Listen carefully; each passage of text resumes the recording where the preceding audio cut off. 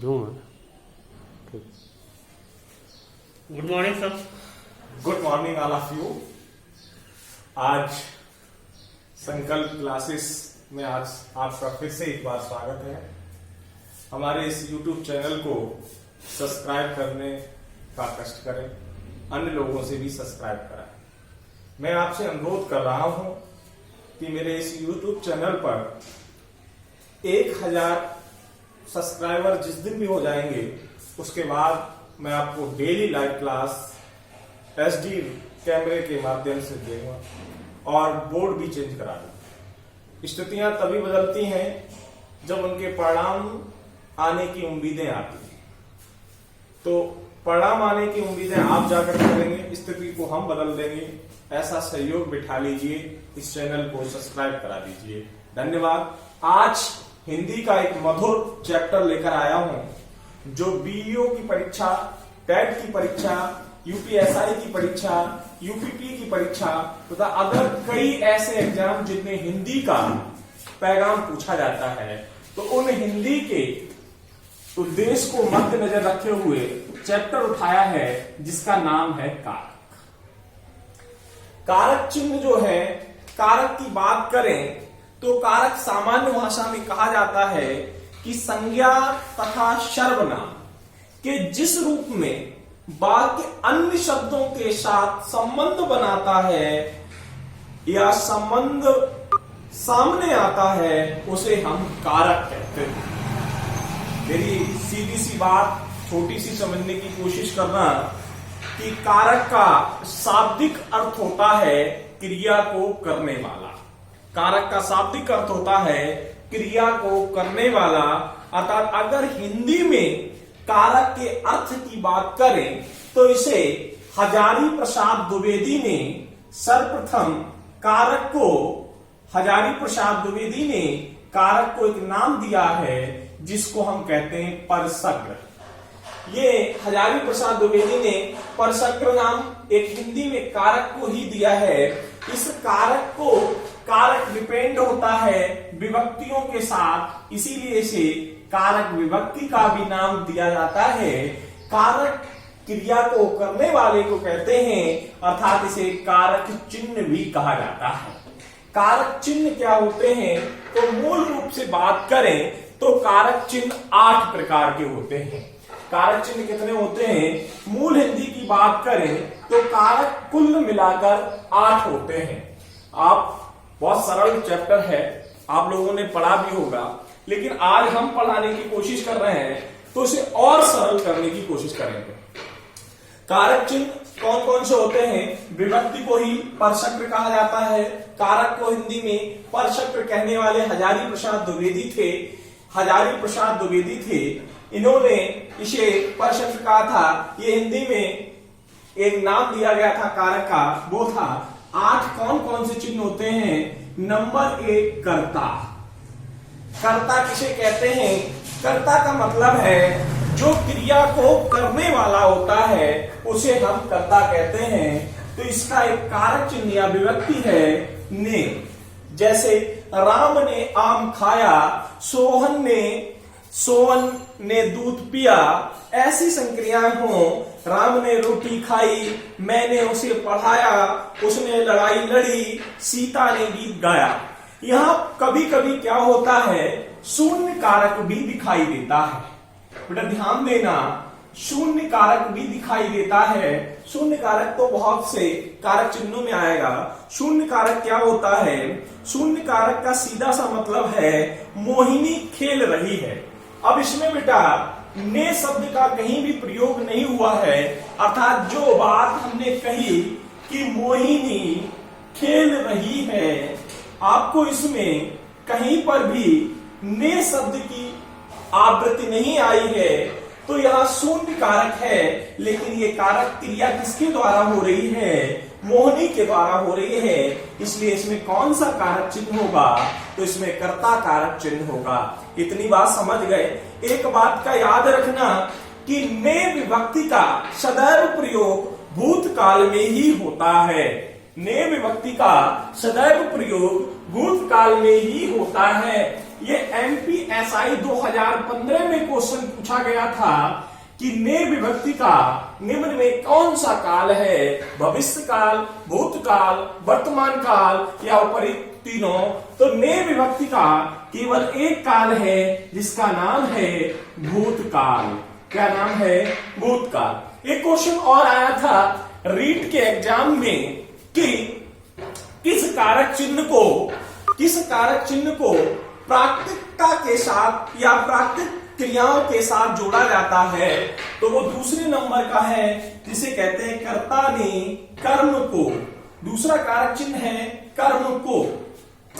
अर्थात मेरे कहने का मतलब है जिस क्रिया का प्रभाव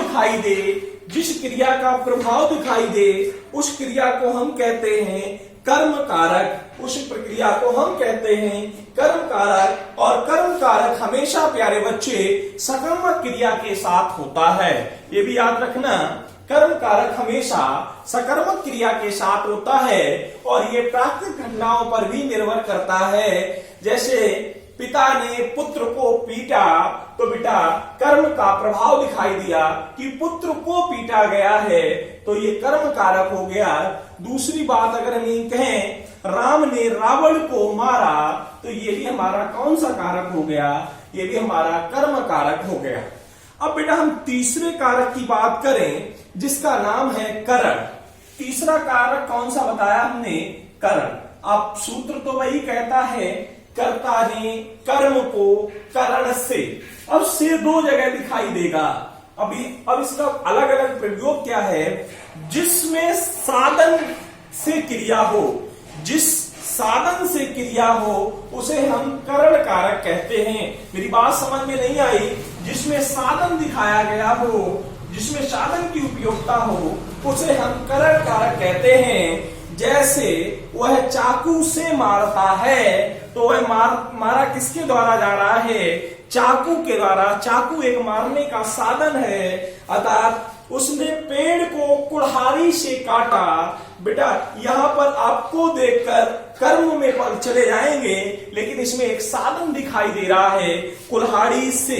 जैसे हम कहें राम ने रावण को मारा, आपका कारक हो गया कर्म कारक। राम ने रावण को मारा, आपका कारक हो गया कर्म कारक। अब यही प्रश्न करें राम ने रावण को धनुष से मारा, तो बेटा मारने का साधन मिल गया कि एक धनुष से रावण को मारा गया राम के द्वारा। अर्थात कारक क्या हो गया? करण कारक हो गया। कौन सा कारक हो गया? करक कारक हो गया। तो करण कारक के बाद कर्ता ने कर्म को करण से संप्रदान। देखो बेटा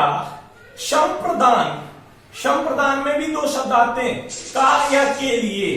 प्लीज आवाज नहीं करें। का के लिए। संप्रदान में भी दो कारक हैं, का और के लिए। तो संप्रदान है जिसके लिए क्रिया की गई हो उसे हम संप्रदान कारक कहते हैं। जिसके लिए क्रिया की गई हो उसे हम संप्रदान कारक कहते हैं। जैसे उसने लड़कों को मिठाई दी, तो बेटा मिठाई किसको दी गई? लड़कों को दी गई। या भूखे को अन्न देना चाहिए, वह आपके लिए फल लाया है। तो बेटा संप्रदान का मतलब है क्रिया जो है का या तो किसी के लिए की गई हो, किसी को दी जा रही हो, वो कही जाती है संप्रदान। संप्रदान का मतलब समझ गए हो? नहीं समझे? वह आपके लिए मिठाई लाया है, अर्थात आपको समर्पित करने आया है। भूखे को अन्न दीजिए, अर्थात ये भी आपको किसी को दिया जा रहा है। और जहां क्रिया किसी के लिए होती है वहां कारक होता है संप्रदान कारक। अगला कारक है जिसे हम कहते हैं अपादान। अपादान तो आप लोग जानते ही हैं। अपादान से साफ मतलब है से। अपादान से साफ मतलब है से। अभी हमने से का मतलब एक जगह और बताया था करण कारक में। करण कारक में से का मतलब था साधन मिलना। राम ने रावण को मारा, लेकिन किससे मारा? कोई साधन उपयुक्त नहीं हुआ। हमने कहा राम ने रावण को धनुष से मारा, तो आपको साधन मिल गया कि राम ने रावण को धनुष से मारा था। साधन की उपयुक्तता दिखी। जहां साधन की उपयुक्तता दिखी है वहां हम करण कारक कहते हैं। और अपादान कारक में सीधा सा का मतलब है अलग होना, दूर कर देना, बिल्कुल विकसित कर देना। जैसे हिमालय से गंगा निकलती है, तो बेटा हिमालय से गंगा का बिछड़ना दिखाई देता है, दूर होना दिखाई देता है। अब ऐसा नहीं है कि प्लेटफॉर्म से ट्रेन छूट गई, तो बेटा प्लेटफॉर्म से ट्रेन छूट गई ऐसा मतलब नहीं है कि अब उससे संबंधित नहीं है, लेकिन वो थोड़ा तुच्छ समय के लिए या बिल्कुल समय के लिए किसी भी प्रकार से कण कोई अलग होता है, तो उस प्रक्रिया को हम अपादान कहते हैं। मेरी बात समझ पा रहे हो? ऐसा तो नहीं मैं कुछ कहना चाह रहा हूं, आप कुछ और समझना चाह रहे हो। ऐसा अगर विवेक हो तो अवश्य पूछ लेना। अपादान का सीधा सा मतलब होता है अलग होना। पेड़ से पत्ता गिरा, बंदर छत से कूदा, हिमालय से गंगा निकलती हैं, शोर सुनकर वह घर से बाहर आ गया। ऐसी जो कई प्रकार की संक्रियाएं हैं उन्हें हम अपादान कारक कहते हैं। अगला कारक है जिसे हम अगले नाम से जानते हैं, जिसका नाम है अधिकरण। बेटा अधिकरण, अधिकरण कारक क्या होता है? अधिकरण कारक का मतलब है अधिकार दिखाना, जिस पर आपका अधिकार दिखाने जैसा हो, अर्थात क्रिया करने का स्थान या आधार हो, उसे हम अधिकरण कहते हैं। और अधिकरण में और पर जैसे दो कारक चिन्ह उपयोग होते हैं। में और पर जैसे दो कारक चिन्ह उपयोग होते हैं। जैसे तुम्हारे घर में 10 लोग हैं, तो बेटा आधार मिल गया, तुम्हारे घर में 10 लोग हैं।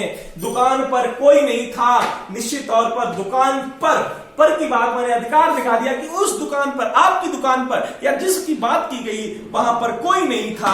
अर्थात चिड़िया पेड़ पर बैठी है, अर्थात निश्चित है कि चिड़ियों का आधार बैठा हुआ है, पेड़ है, तो चिड़िया पेड़ पर बैठी हुई हैं, तो वहां पर कौन सा कारक हो गया?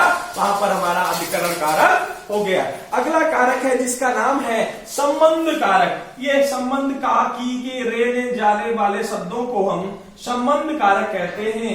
जो का, की, के, रे, नी जैसे शब्द प्रयोग होते हैं उन्हें हम संबंध कहते हैं। और संबंध कारक का सीधा सा मतलब है संबंध बताने वाली, जो संबंध बताने वाला चिन्ह है उसे ही हम संबंध कारक कहते हैं। जैसे वह राम की किताब है, संबंध बता दिया यह किताब राम की है, अर्थात राम से संबंधित है। यह प्रेमचंद का उपन्यास है, ये बता दिया कि यह मुंशी प्रेमचंद का उपन्यास है, संबंधित कर दिया कि मुंशी प्रेमचंद का ही उपन्यास है। ये सोने की अंगूठी है, अर्थात निश्चित कर दिया यह अंगूठी सोने से संबंधित, अर्थात सोने की है। अब कबीर के दोहे, बेटा कौन सा कारक है? संबंध कारक है, क्योंकि कबीर के दोहे हैं, तभी बताया गया कि ये दोहे कबीर से संबंधित हैं, अर्थात ये कबीर के दोहे हैं। और अगला कारक है जिसे हम बहुत प्यार से जानते हैं, नाम है संबोधन। और संबोधन माने संबोधित करना, अरे आश्चर्य प्रकट करने रूपी शब्द जहां प्रकट होते हैं, अर्थात जिस संज्ञा को पुकारा जाए उसे हम संबोधन कारक कहते हैं। जैसे हे, अरे जैसे शब्दों की तुल्यता दिखाई देती है, संबोधन कारक कहलाता है। इसके भी कुछ शब्द हैं जो मैं आपके समक्ष प्रस्तुत कर रहा हूं।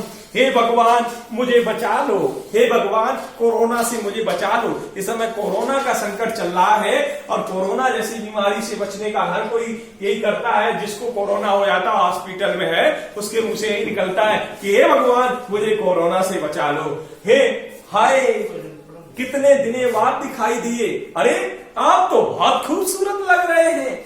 जहां ऐसी तुल्यता दिखाई दे वहां पर हमेशा संबोधन कारक होता है, वहां पर हमेशा संबोधन कारक होता है। तो मेरे प्रिय दोस्तों धन्यवाद। मेरा ये वीडियो आपको कुछ ना कुछ समझ में जरूर आया होगा, और यदि कहीं पर समझ में नहीं आया हो तो हमें कमेंट्स करें, लाइक करें और इस चैनल को सब्सक्राइब करें, बेल आइकन दबाएं जो अगला वीडियो आप तक पहुंचे। धन्यवाद।